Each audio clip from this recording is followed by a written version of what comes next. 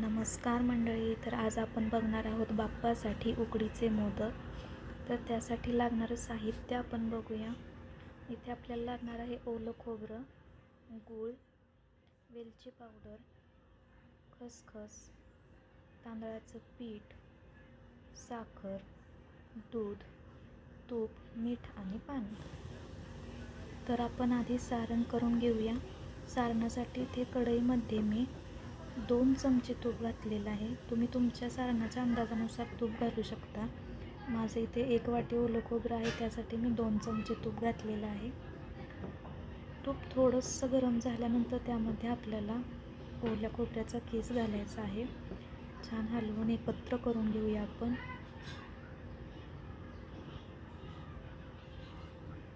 त्यानंतर यामध्ये गूळ घालायचा आहे. मी 1 वाटी खोबऱ्यासाठी मी पाव वाटी गूळ घेतलेला आहे. आता हे आपल्याला छान हलवून घ्यायचं आहे.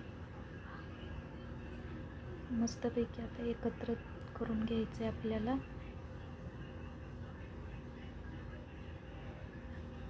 जोपर्यंत गूळ त्यामध्ये एकजीव होत नाही, विरघळत नाही, तोपर्यंत आपल्याला हलवून घ्यायचं आहे. आता बघू शकता गूळ विरघळायला लागलेला आहे. त्यामध्ये 1 चमचा मी साखर घालते. तो जर तुम्हाला साखर आवडत नसेल तर तुम्ही नाही घातली तरी चालेल.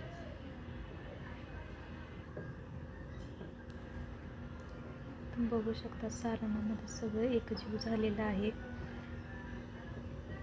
बघू शकता छान झालेलं आहे सारण. छान परतून घ्यायचं आहे आपल्याला आणि सारण होईपर्यंत आपल्याला सतत हलवत राहायचं आहे. एकसारखं ठेवायचं नाही आहे, सारखं हलवत राहायचं आहे सारण.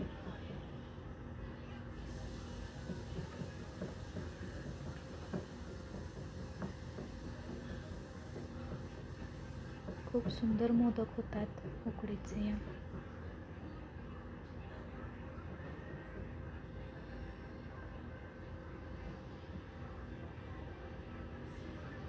तर यामध्ये आपण खसखस घालूया.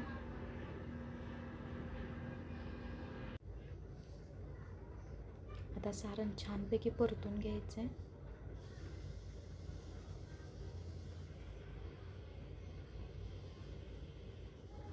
गॅस मी तर आता बंद करून घेतलेला आहे. आता यामध्ये आपल्याला वेलची पावडर घालायची आहे. वेलची पावडर मी गॅस बंद करून घातलेली आहे. गरम सारणात जर तुम्ही वेलची पावडर घातली तर वेलची पावडरचा वास लागत नाही. सारण तयार झालेलं आहे आपलं. आता आपण पीठ तयार करून घेऊया. पिठासाठी आता मी एक पातेलं घेतलेलं आहे. त्यामध्ये 1 वाटी मी पाणी घालते. 1 वाटी पिठासाठी आपल्याला 1 वाटी पाणी घालायचं आहे. जेवढं आपलं तांदळाचं पीठ असेल तेवढंच आपल्याला पाणी घ्यायचं आहे. तर त्यामध्ये थोडंसं तूप घालायचं आहे.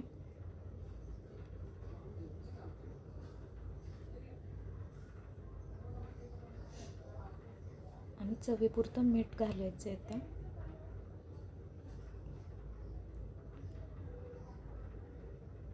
आणि थोडंसं दूध घालून घेऊया. व्यवस्थित मिक्स करून घ्यायचं आहे आपल्याला. आता या पाण्याला उकळी आलेली आहे. बघू शकता छान उकळी काढून घ्यायची आपल्याला पाण्याला.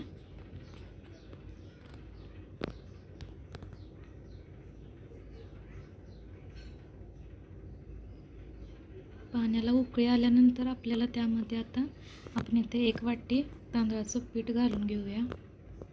छान हलवून घ्यायचं आहे. व्यवस्थित एकत्र करायचं आहे आपल्याला पाण्यामध्ये पीठ. यावेळेला गॅस बारीकच ठेवायचा.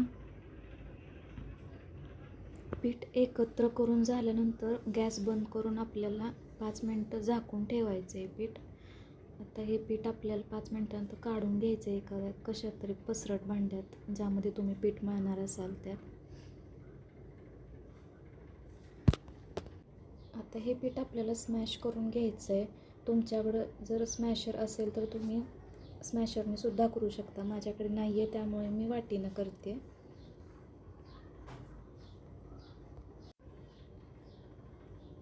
व्यवस्थित स्मॅश करून झाल्यानंतर आपल्याला पीठ हाताने सुद्धा मळून घ्यायचं आहे.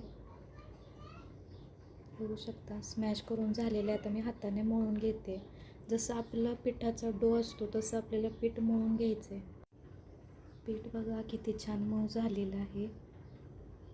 परातीला जास्त चिकटलेलं सुद्धा नाही आहे. असं आपल्याला पीठ करून घ्यायचं आहे. तांदळाच्या पिठामध्ये तुम्हाला जर आवडत असेल तर तुम्ही वेलची पावडरसुद्धा टाकू शकता. त्यामुळे पारीलासुद्धा चव लागते. इथे मी तांदळाच्या पिठात वेलची पावडर टाकलेली आहे, त्याच्यामध्ये वरती दिसते. बघू शकता तुम्ही पिठाचा गोळा किती छान तयार झालेला आहे. आता आपण मोदक तयार करून घेऊया. त्यासाठी साच्याचा वापर आपण करायचा आहे. साच्यामुळे मोदक झटपट तयार होतात, त्यामुळे मी साचा वापरलेला आहे. तर तुम्ही बघू शकता, दाखवते आहे मी मोदक कसा करायचा साच्यामध्ये. तर अशा प्रकारे आपल्याला आधी पीठ भरून घ्यायचं आहे साच्यामध्ये व्यवस्थित. मी दाखवते तसं तुम्ही सुद्धा करून बघा. तुम्हाला जर पारी लाटून येत असेल तर तुम्ही तसं सुद्धा करू शकता. साच्यामुळे प्रत्येक मोदक एकसारखा होतो ना, त्याच्यामुळे मी तसं करते. सारण भरून घ्यायचे आणि सारण भरल्यावर वरून सुद्धा आपल्याला पीठ लावायचे. असं आपण मोदक बंद करून घ्यायचं आहे आपलं. साच्यात जर मोदक करणार असाल तर साच्याला थोडं तूप लावायला विसरू नका, म्हणजे मोदक चिकटणार नाही. बघा किती छान मोदक तयार झालेला आहे आपला.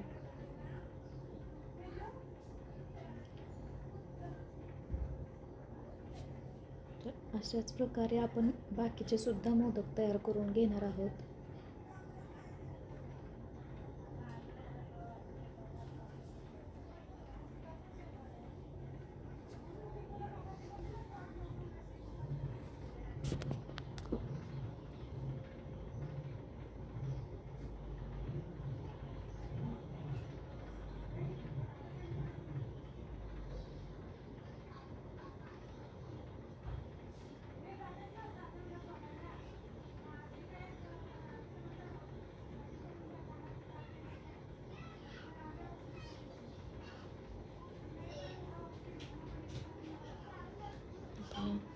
आणि एक मोदक तयार झालेला आहे आपला, सुंदर झालेला आहे. तुम्ही बघू शकता एकसारखे मोदक झालेले आहेत. अशा प्रकारे आपल्याला सगळे मोदक तयार करून घ्यायचे आहेत. किती सुंदर दिसत आहेत एकसारखे मोदक.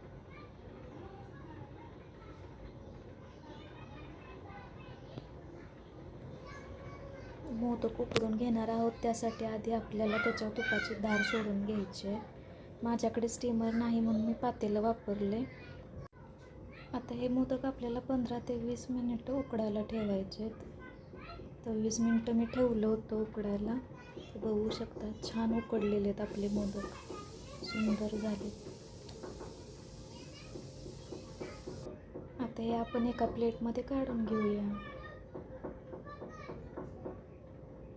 बघू शकता आपल्या लाडक्या गणपती बाप्पासाठी किती छान मोदक तयार झालेले आहेत. जर तुम्हाला ही रेसिपी आवडली असेल तर तुम्ही सुद्धा नक्की ट्राय करा आणि चॅनलला सबस्क्राईब करायला विसरू नका. व्हिडिओला लाईक करा. किती छान तयार झालेत आपले मोदक.